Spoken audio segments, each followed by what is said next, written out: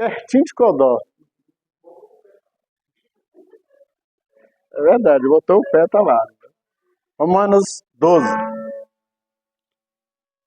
Ó, livro de Romanos, capítulo 12. Facinho de achar, fica depois de Gênesis.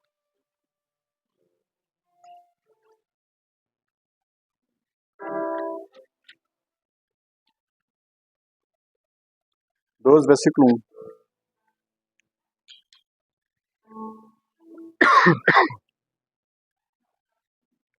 Romanos 12, versículo 1. Mike, Val. Amém?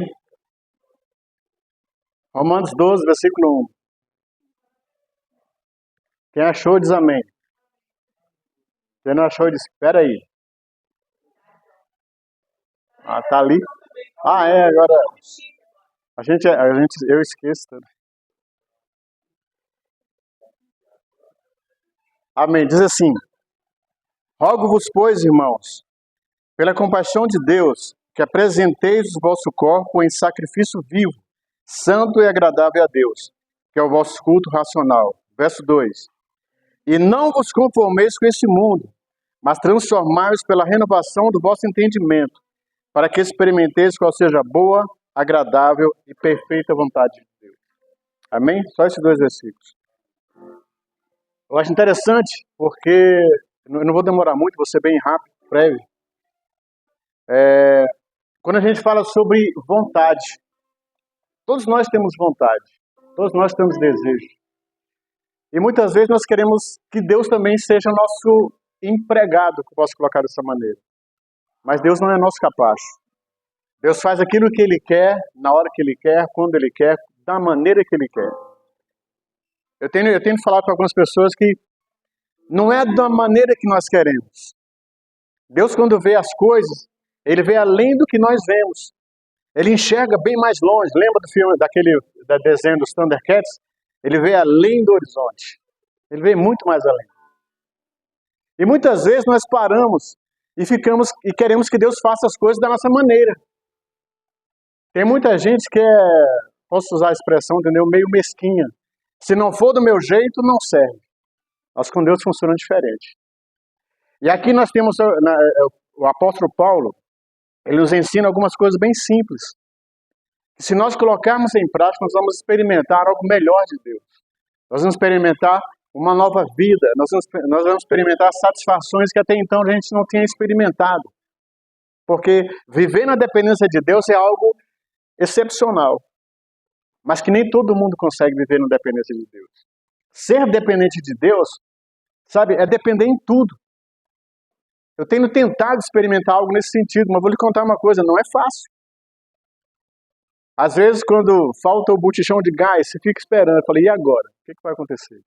Está prestes de fazer o almoço, acaba o gás, e você precisa fazer o quê? Eu falei, eu preciso depender de Deus. Como é que eu vou depender de Deus diante de uma situação dessa? E aí o apóstolo nos ensina que nós precisamos conhecer a vontade de Deus para nós. Não é porque todas as coisas acontecem, todas as atrocidades, todas as adversidades que acontecem, não é simplesmente por acaso. Deus tem algo para nos ensinar. A primeira coisa que Ele nos ensina é que rogo-vos, pois, irmãos, que apresenteis o vosso corpo como sacrifício vivo diante de Deus. É a primeira coisa. Significa uma entrega. Não tem como a gente depender de Deus, ter uma experiência com Deus se nós fizermos uma entrega. Uma entrega genuína, uma entrega total. Eu costumo dizer que nós somos mordomos na casa de Deus. A casa que você tem, por melhor que seja, não é sua. O carro que você tem, por melhor que seja, não é seu. A mulher que você diz que é tua esposa, por melhor que ela seja, ela não é sua. Que é isso, cara? Você veio contrariar a gente? Não. Deus nos chamou para sermos gerenciadores da casa de Deus. Mordomos. Mordomo é aquele que cuida daquilo que Deus colocou nas suas mãos. Mordomo não é dono de nada, absolutamente nada, mas ele cuida das coisas que estão na mão dele de uma maneira tão extraordinária que quem vê diz assim, ele é o dono.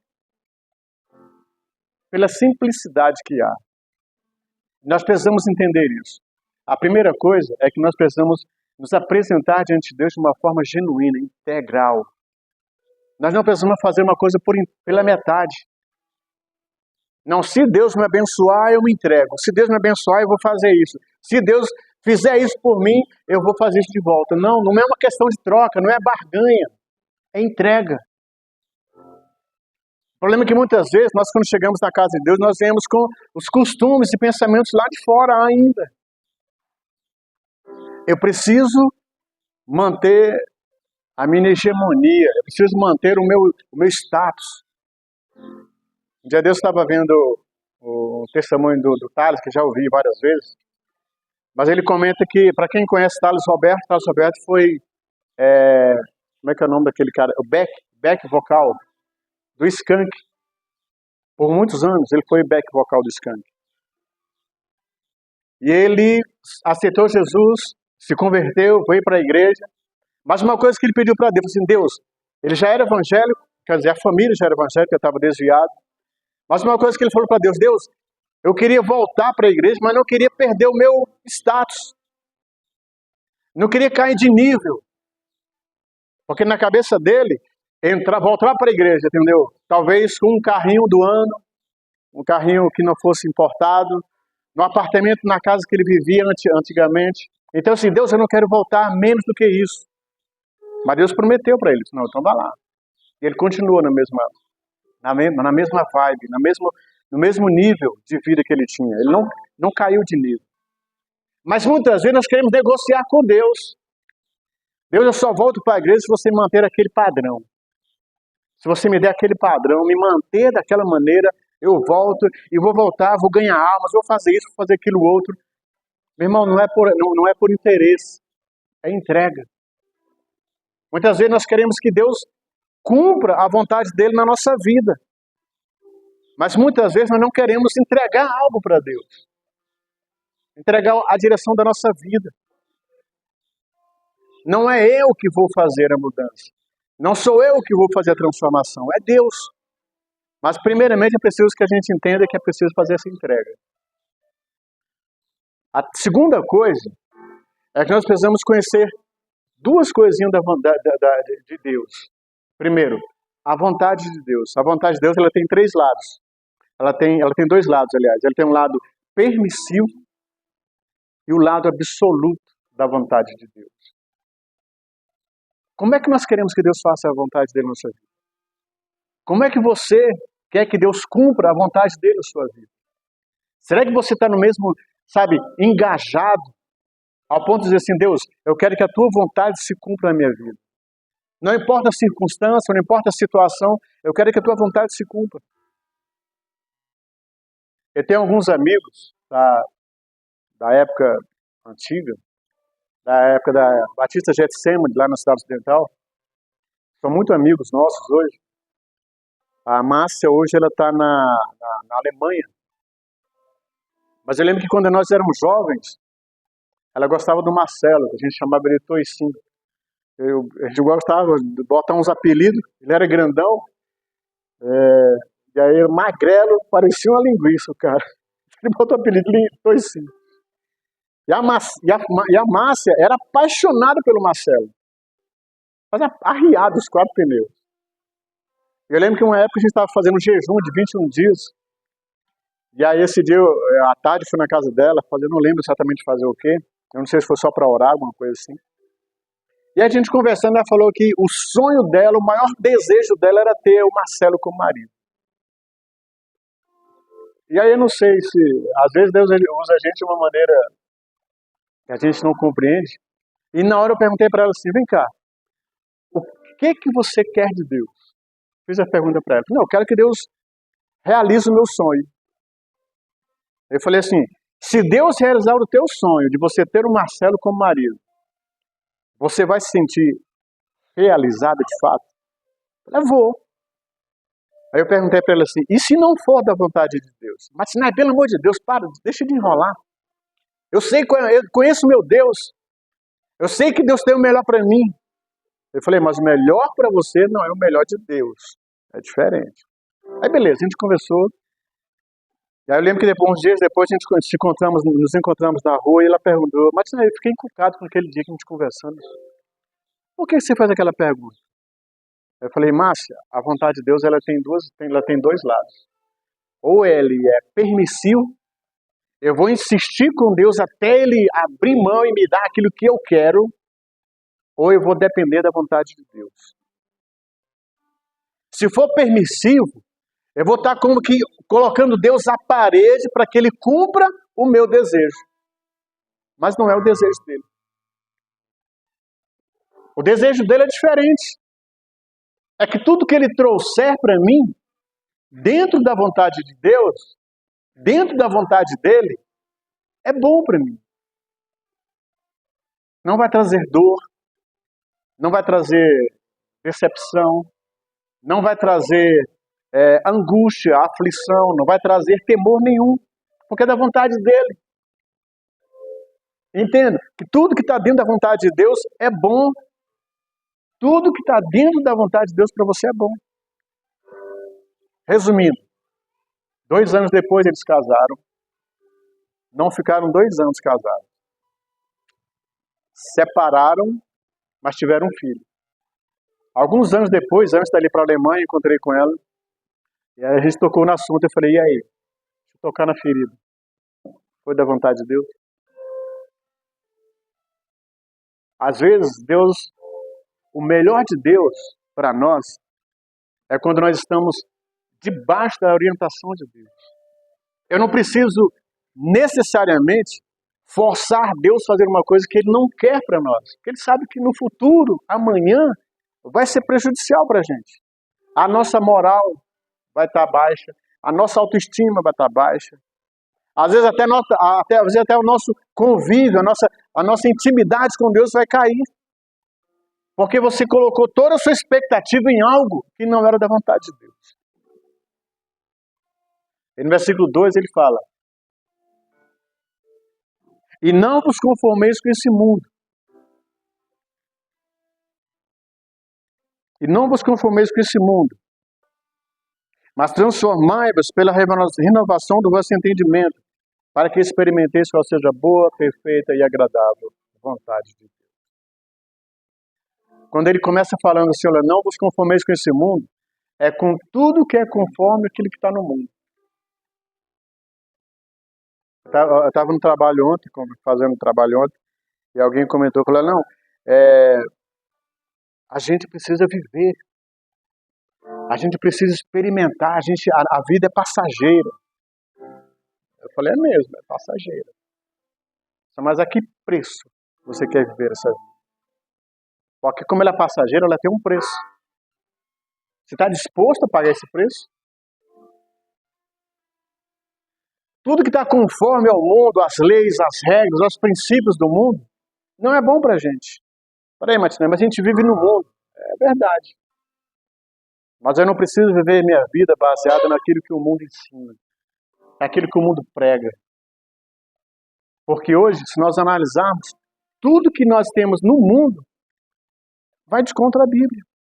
Vai de encontro à palavra de Deus. Hoje em dia, as pessoas... Eu lembro que quando a gente casou, eu e o Cláudio, um casal, um amigo nosso, falou para Cláudio que a gente não ficaria 2 anos casado. Eu falei pro Cláudio, mas tu é bobinha, porque tu não deu uma cacetada nela? Nós estamos 32 anos casados. Temos problemas? De vez em quando a gente tem os perrengues, mas estamos juntos aí. 32 anos.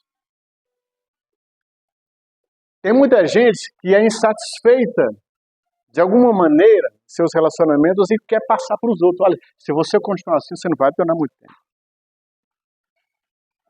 Mas quando nós casamos, às vezes até disseram para a gente, olha, quem casou vocês vive hoje assim. Qual vai ser o futuro de vocês? Eu falei, cara, o futuro da gente não pertence a gente. Nós estamos aí para provar que não é na força do homem. Para provar que não é, sabe, por interesse. É uma entrega.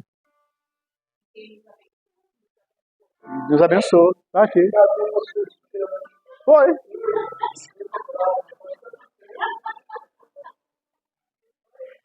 O Gessé casou a gente 32 anos atrás. Nós éramos para ser. Nós éramos para ser pessoas, como muita gente pensava, sabe? Sei lá, de capa virada, como diz o outro. Ter feito coisa errada, entendeu? Ter separado. Tivemos a oportunidade de separar, mas estamos firmes.